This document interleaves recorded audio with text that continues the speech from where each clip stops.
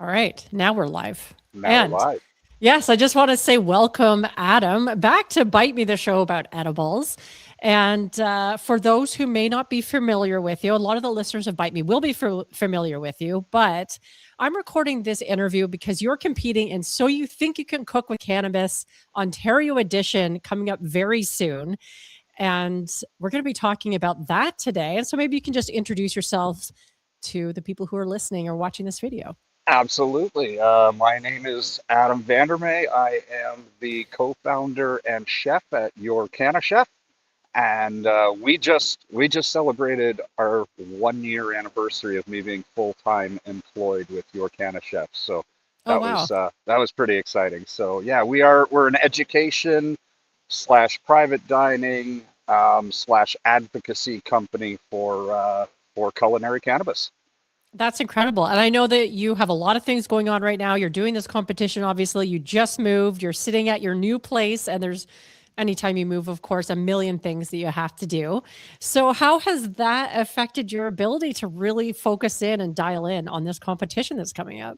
It I've actually been fortunate. So I've the menu that I'm doing is one that's near and dear to me, very close to my heart, and we had a couple of private dinings that I was kind of able to direct our guests toward that menu. Okay. I mean, I've been working on this menu for close to a decade Right. and tweaking it and all kinds of fun stuff. But being able to do live service with it with our customers was, I guess, the best practice I could get. And then yeah, last weekend we uprooted and moved up here to the cabin on beautiful Lake Simcoe, and yeah, so outside of having to dig all of my culinary tools and all my fun bits out of a sea can all week this week, I've been able to get a little bit of practice in and change some things up. But I think we're dialed in. I think I'm ready. Well, that's good to hear because the competition at this point is only in a few days. So, It is in 3 days. So right. yes. Yeah, exactly. Now, I didn't realize that you had just moved like last weekend. So Yep. that is definitely, throwing some wrenches into the whole mix, like you said, because living out of boxes is never really all that fun. But being able to test out your menu with real people is kind of an advantage, I would think. I hope so. I hope so. Yeah, it was. I mean, I've changed a few elements for the competition just because of kind of the parameters that we have to work within. But yeah, the base of the menu is has been dialed in for a long time, so I think we're good to go. So if you've had this menu for a while, were you always infusing it, or is the added element of adding a cannabis infusion to it, is that sort of a new angle to this particular menu that you're putting together? So I'm going to break all the rules. We are 3 days out from the competition. I highly doubt that anybody is going to watch this video and go, "Oh, I have to change my menu completely." Right. So I had the honor, and you and I have talked about it before. I lived in Nicaragua for 3.5 years, and some of the greatest cooking classes that I have ever received was from abuelas and tias, grandmas and aunts living in that are Nicaraguan, and they find out that I'm a Canadian chef, and I'm desperate to learn their food. Um, so yeah, I've taken Nicaraguan street food and refined it to fine dining. That is sort of the overarching theme of the menu. So when I say it's been in the works for a decade, um, there were elements of this menu that I wouldn't even try when I lived in Nicaragua because I knew that my landlady could make that element better than I could, and I would eat hers and go, there's something missing in mine. And so I've played with it and played with it. The first time we did it infused was 3 years ago. We were doing a test dinner with some of our friends and family, and we did this menu, and it was a big hit, and so that was the first time I've actually infused this one. Okay. I mean, that sounds incredible. And I can't wait to see you put this on at the competition because also for me, I've never been to a live cooking competition. So this is going to be really fun to be That able makes to two of watch. us. Do you think that gives you any, like, is that a disadvantage, do you think? Because I know that there's at least one other chef, and I know you know this chef that Yeah, oh has yeah. competed a lot in competitions. Yeah, and I mean Terrence is an incredible talent, and you know he and I have worked together, and yeah, it's going to be fun to compete against him. He is, and so Chef Pat as well has competed in competitions before. So yeah, there's been a massive learning curve for this, and you know I'm kind of going in. I'm hoping that the old guy vibe kind of carries me through, and that you know just I'm equating it to any private dining that we do, where you know I go in knowing, and the first thing that I say to all of our staff is things are going to go wrong. There are going to be elements that don't work. There's going to be stuff that I'm not completely happy with, therefore it won't be served, and so I'm going in with that kind of, I guess, background and experience and mentality that yeah, things could go completely sideways, and it's my job to be able to react to that and fix it. Right. Because I mean, I've worked for a brief time as a line cook at a restaurant. And I can say from my experience that oftentimes kitchens are like organized chaos. Yep. So I think going in with that mindset that something probably will go wrong, um, yeah, is probably a good way of looking at it without getting too stressed out about the For competition element. yeah, and for me, I have to, because if I go in thinking this is nailed, I have every element that I need just perfect. And then a gremlin jumps up in the middle of me plating or whatever, right? If the um, if a jelly falls apart or whatever, or a sauce breaks, if I go in going, I'm full of confidence and I've got this, um, I'm putting myself at a disadvantage. So I go in eyes wide open, going, there's gonna be stuff that gets messed up, but you know, I've been doing this for long enough. I think I can adjust. Right, right. Well, otherwise, you probably wouldn't be competing. Now, I am curious about the whole like Nicaraguan street food because that sounds really interesting to me. And I'm just curious, do they cook with cannabis in Nicaragua? Like, what is No, no, they it's don't, very eh? illegal, very Okay. illegal. Yeah. And so I mean, when I was living in Nicaragua, cannabis wasn't even legal here. Right. So so yeah, it wasn't something that was on my radar. I mean, it was only 7 6 7 years ago that I started cooking with cannabis. So Right. yeah, I never thought that this menu would be part of a cannabis cooking competition, but here we are. Right. Yeah. Yeah. Well, that sounds really interesting. And I'm excited to see what you come up with. Now, what brought you to cooking with cannabis in the first place? Uh, well, there were really two triggers. When Jeanette, my wife and CEO of Your Canna Chef, when we go on holiday, um, I buy her a book, she buys me a book, and the way I relax, and I know how insane this sounds, I love reading cookbooks, and she bought me. It was either High Times or Bong Appetit. Could have been Bong Appetit, and I was just sitting on the beach reading that and went, "Oh, we can do this." And and then Jeanette told me a story about a very dear friend of hers who was battling cancer, and whoa, bug in the eye. There's the beauty. There's the beauty of living on the lake. Yeah. Um, that a very dear friend of hers was battling cancer, and doctors had recommended um, medical cannabis for pain, and she just wasn't able to smoke. It just wasn't something that she was comfortable with, and she was scared of edibles because she didn't want to be not present with her family.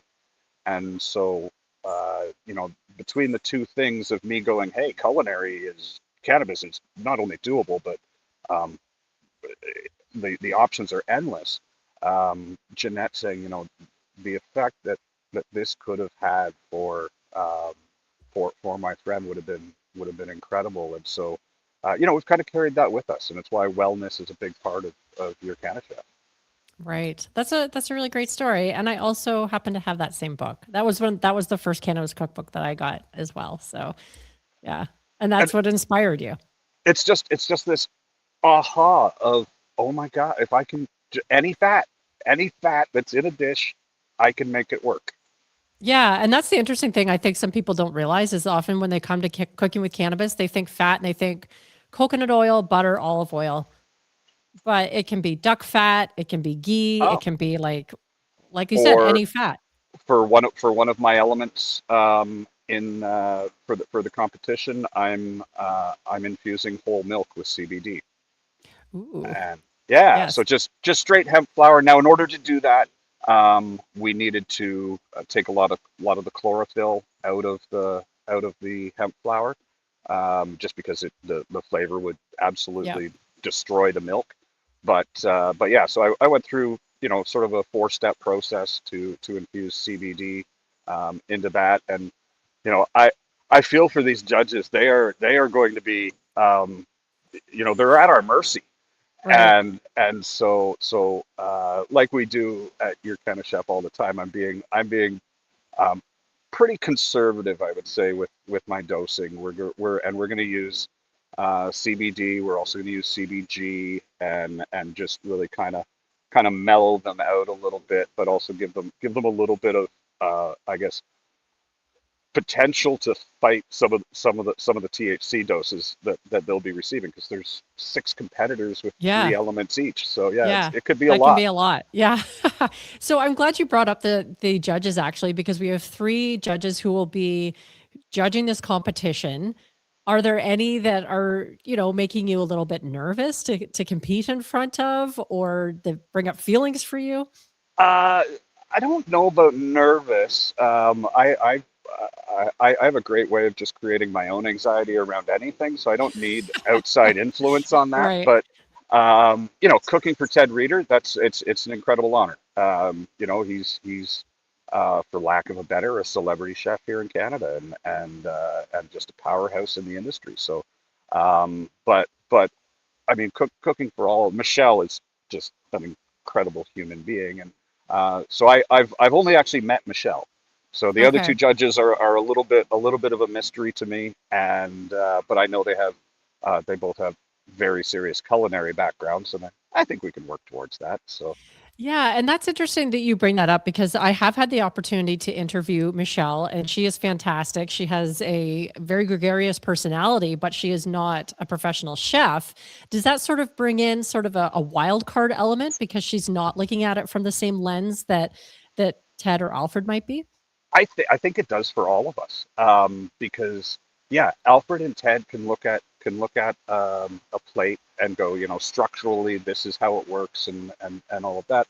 Um, Michelle wants pretty tasty food, and I mean, at the end of the day, everybody wants pretty tasty food. So, um, I've listened to every interview that they've done between you and Kelly, and basically, went, all right, well, liver is definitely not on the menu.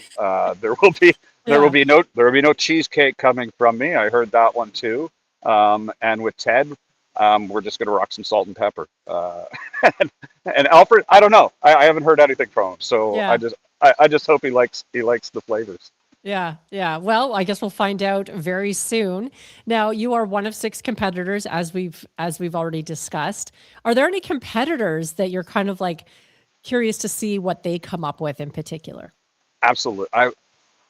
I messaged all of them this morning, Yeah. and it's the first time we've kind of had a group chat, and I just said, you know what, win, lose, draw. This is a win for culinary cannabis, and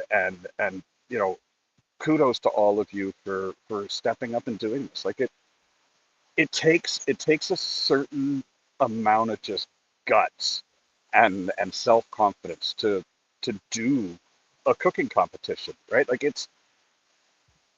I get feedback all the time from our clients, and from members of the Bite Me Cannabis Club that we cook for, that um, that I get that constant feedback on our food and stuff, but to do it in front of to actually have somebody take a bite and then write down numbers beside a scorecard beside your food is incredibly intimidating. So yeah, I messaged the whole group and said, I think the fact that we're all here is awesome, and at the end of the day, I'd love to cook with all of them. I'd love for this to spawn into friendships that and we create working relationships and just have some fun with food and cannabis and keep going. But yeah, I'm excited to see everybody because I learn from everybody that I bump into. Right, you've taught me things.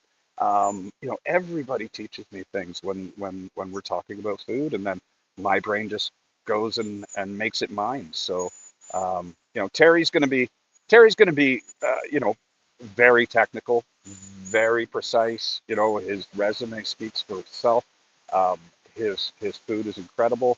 I haven't had anybody else's food, but I do know that. I mean, there's only six of us. We've all got to be pretty good at what we do to be part of this. So, yeah, I'm excited. I'm just stoked to see what everybody's going to put together. Yeah, it's going to be a lot of fun, especially for me as a spectator. I have to Yeah, say, but there's no pressure for me on my end or anybody who's watching it. yeah. Has there been any kind of like, maybe trash talking isn't the word that I'm looking for, but like Yes, it is. playful ribbing? Okay, A trash talking then. 100%. A hundred Okay. percent. Okay. Um, there were four of us that were at an event for the CCTA, the Canadian Cannabis Tourists Association, or Alliance, one of those two, Yes. Yeah. in Niagara Falls on 420. And it got back to a couple of us that Chef Pat Newton had already announced himself as the victor, Oh. and yeah, that he had it in the bag. So basically, he was asking Kelly, "What are the next steps? Where do I get to compete after I win this?" And so yeah, so Terry and I jumped on that, and we're basically went, "Well, I don't even know why we're showing up because Pat's already got this in the bag." And then Pat turned to Kelly and said, "That was setting confidence," and it was awesome. So yeah, we've been taking some friendly shots, and I know that Chef Terrence tried to get some inside information from Chef Michelle, I or heard Chef about Melissa that. rather. Yeah, Yes, I heard about that. Chef Melissa, and that was funny. That was funny. And afterwards, he talked to me and he says, "So I did this." I'm like, "Did you get anything from her?" And he says, "No, she's too smart. She got it. She got it right away." So, what are you gonna do? So you all have been keeping all of the dishes that you're preparing for this competition pretty under wraps then. Like you haven't let Yeah. out what any of your secrets are for what you're preparing. Nope. No, I don't. I think I'm the first one to say publicly, even vaguely what I'm doing. Right. Well, I mean, like you said, with only a few days away from the competition, it sounds like from the other folks that I've had the opportunity to interview that they've been all working on this for a while. Like this isn't Oh just yeah. something they've put together, last week. It's like working on it and perfecting it and tweaking it for weeks and I weeks. have for this competition, I have gone through five different menus. Wow. I started with one that I thought was going to kind of be in my sweet spot, uh, and then I scrapped it, and then found out that a couple of guys are barbecue experts, and went, okay, we're not doing barbecue, and yeah, it has been a couple of months of just refining the menu down to what it is. Right. Yeah. And you're right about the barbecue expert because I believe Ted Reeder, the joint barbecue in Yeah, Whitby is yeah, is a pretty big barbecue spot in and of itself. So that would be, pretty big shoes to fill, I would imagine. So yeah, yeah, yeah. yeah. I think I Okay. think one of the first things I said to Terry was, "I'm not cooking barbecue for the barbecue godfather. It's just not happening." That's probably a very wise decision. I don't think it matters how much salt and pepper you add to something that, yeah. No. Yeah, yeah. Now, for someone who's watching this competition, who's never cooked with cannabis before, is there anything that you hope that they'll take away from viewing this? I am hoping that people will be able to watch this online afterwards as well. Yeah, yeah, and I don't know the details of that, but I still want.